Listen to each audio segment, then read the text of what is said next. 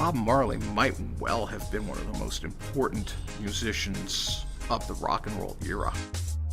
Legendary reggae singer and songwriter Bob Marley has sold more than 75 million albums worldwide and become one of the most famous branded faces of all time.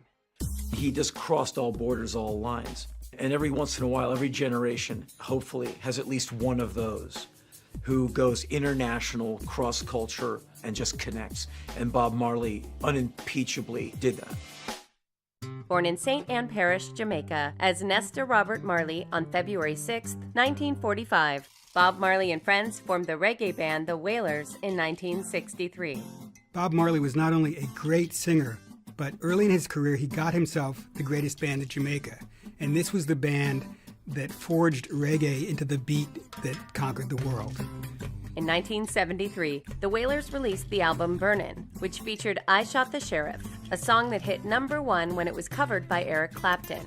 Eric Clapton was pivotal in bringing Bob Marley to the forefront of people knowing about who this writer was. Everybody was playing Eric Clapton's I Shot the Sheriff. And because of that, more people knew who Bob Marley was. Burning made the Rolling Stone 500 all-time, classic albums because it has great songs on it.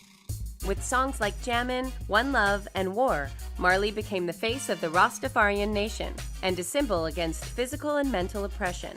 My favorite Bob Marley song would be Get Up, Stand Up, stand up for your rights. He was saying such intense messages with this kind of thin voice, it made it that much more convincing.